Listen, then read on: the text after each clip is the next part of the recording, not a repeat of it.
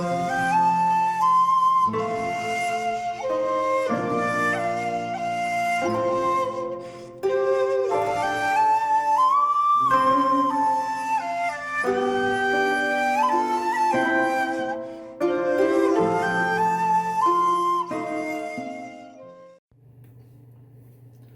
there, this is Solitary Ronin from Solitary Ronin Films, and welcome to another episode of In the Frame.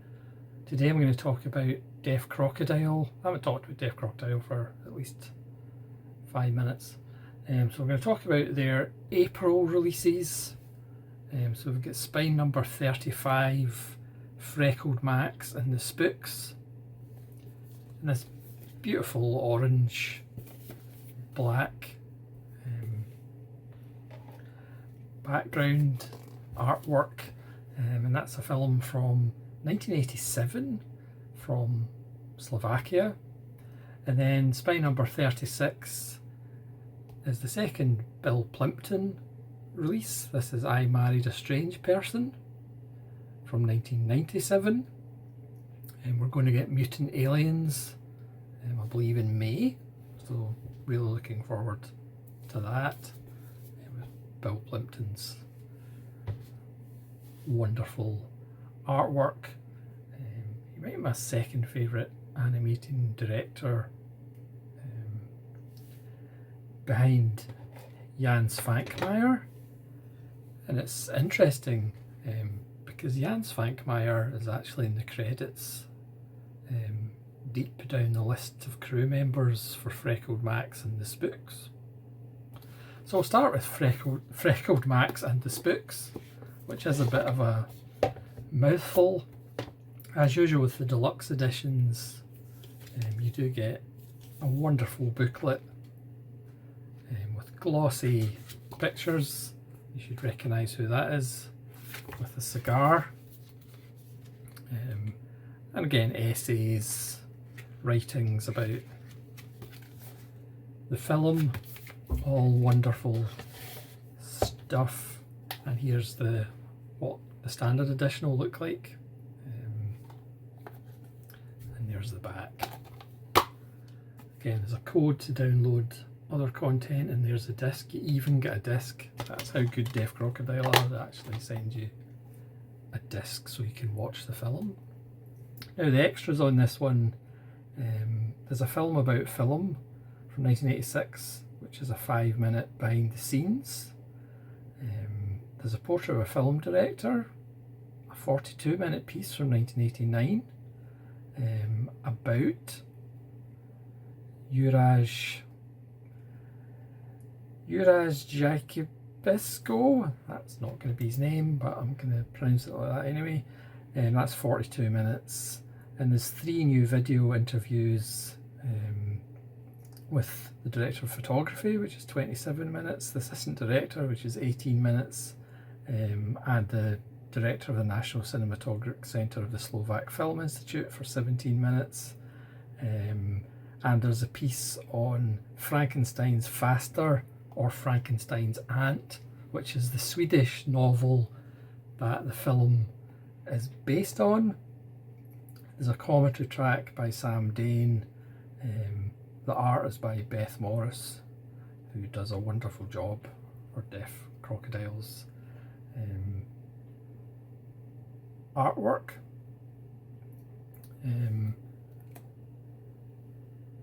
Yeah, so it's based on a novel, a Swedish novel called Frankenstein's Aunt. So this was originally a 7-part TV series that's kind of been made into a film. So at times the plot kind of isn't the cleanest plot in the world. It's a bit messy, but the film is just so enjoyable you don't actually care. Freckled Max is this little boy who's in a circus troupe. This is 500 years after the original Frankenstein, and they're going through what I would assume are the Carpathians. The locations are absolutely gorgeous. I've got a feeling Some of the locations might be the same locations that Herzog used in Nosferatu the Vampire in 1979. And he doesn't really want to be there anymore in the circus. He doesn't get treated that well. So he runs away and meets Eddie Constantine, famous for Alphaville and other things, who is a water spirit, and he introduces him to the goings-on in Castle Frankenstein, and he meets Professor Frankenstein, obviously a descendant, and there's also Countess Bathory's there. There's a fire imp, a rather creepy looking werewolf. Count Dracula is in the film as well. Igor is in the film. There's a white ghostly woman. There's Viveka Lindfors turns up as Frankenstein's aunt, and she spends the whole of the film pretty much smoking cigars and being cool. And also there's Frankenstein's monster, which in this version is called Albert. And Albert's really the focus. Yes, it's called Freckled Max, but it's really the relationship between those two as Albert tries to be a real boy. If this sounds a little bit like a mashup of Monster Club, Monster Squad, Young Frankenstein, you're not far off. But there's just such a joy in the film. I mean, you could argue, is it a kid's film? Maybe, but then there's dark bits as well. And as I said, it doesn't hold together, perfectly, because again, it's almost like it's a 7-part TV series squashed into an hour and a half, basically. But it's just full of wonderfully inventive little things, like the ends of Count Dracula's cape. He's got aerials where he can pick up radio stations, and you can also hear conversations. He's got a whole network of bats that kind of give him the news about things. There's just lots of lovely touches. There's obviously a couple of the villagers who want to undermine Albert. He has his first opportunity at romance with the blacksmith's sister, but then of course Clara, the beautiful young woman, turns up to help her mother, the pharmacist, run her shop. If this all seems a bit like a fever dream, there is a certain energy to the film that makes it feel as though it's just going to explode and fall apart at any second. But it somehow makes its way through.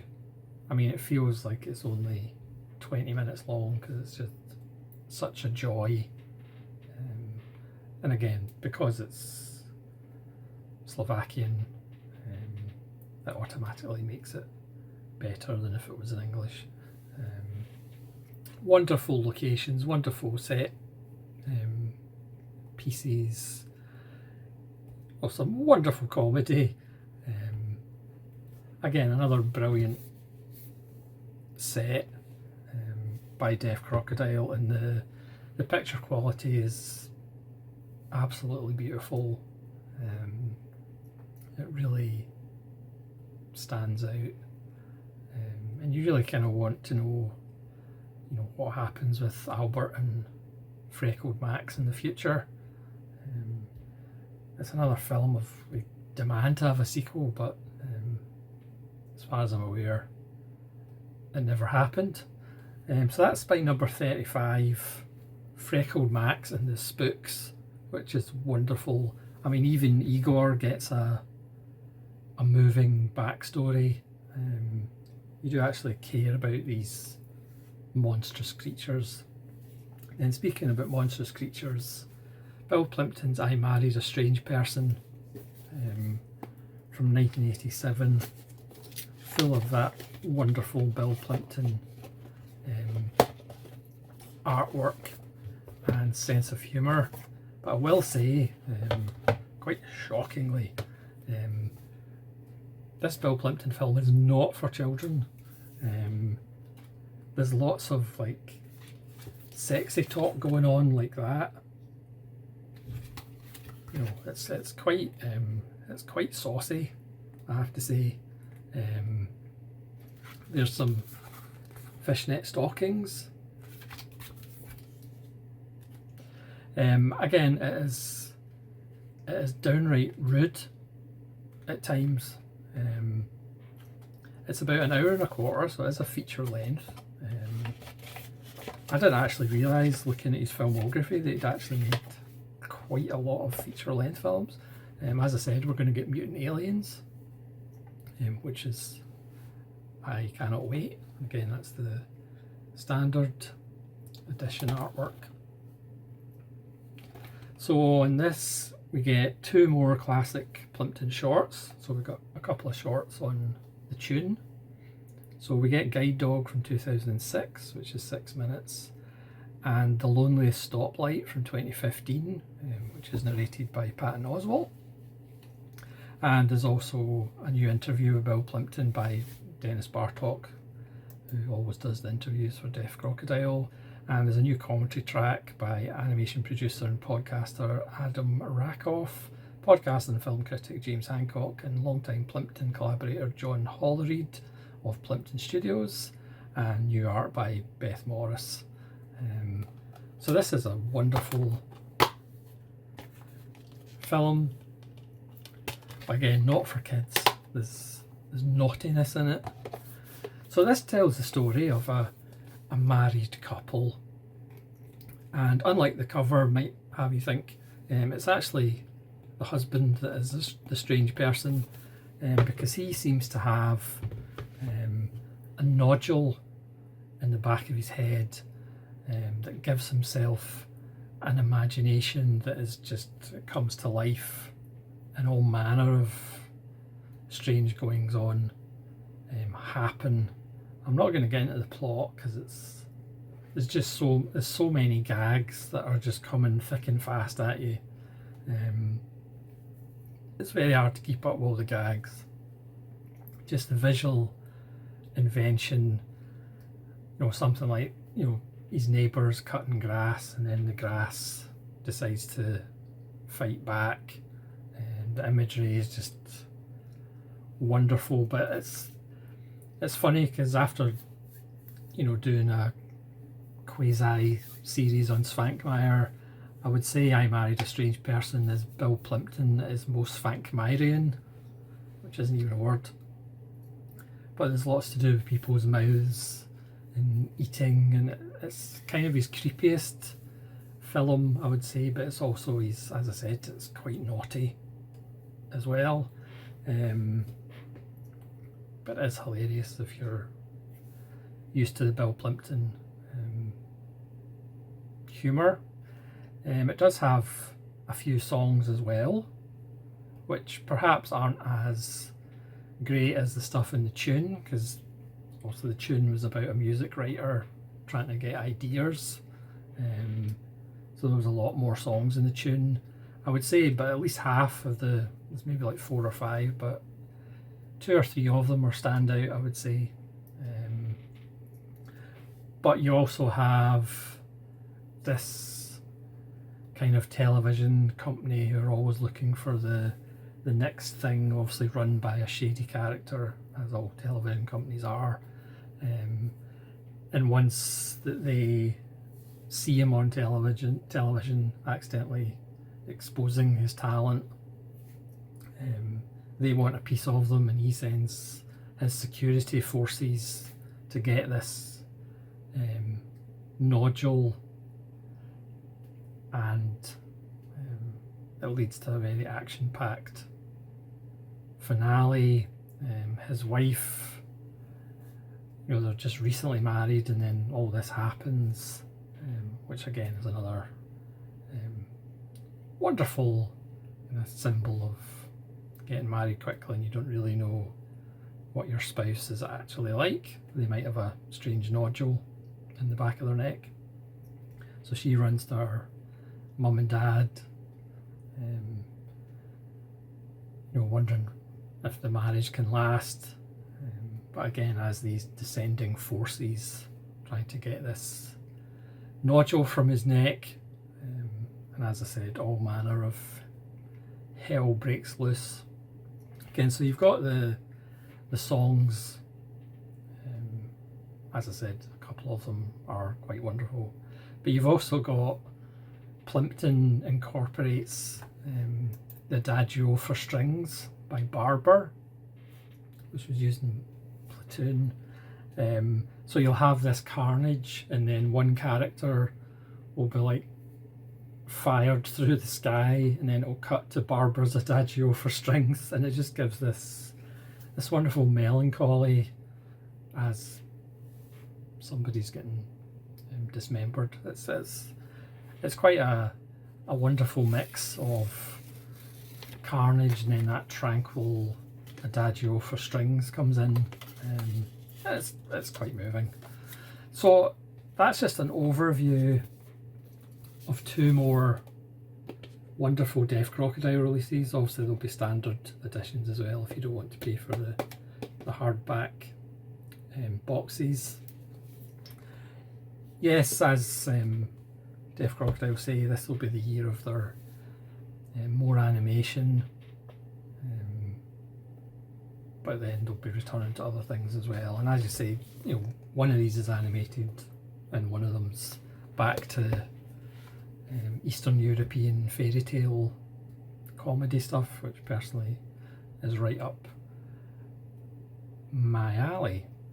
So thanks very much for watching. Please let me know if you've seen Freckled Max and the Spooks, or I Married a Strange Person. Certainly two of the better titles in the month, and hopefully you'll join me again for more in the Frame episodes, where, who knows, I might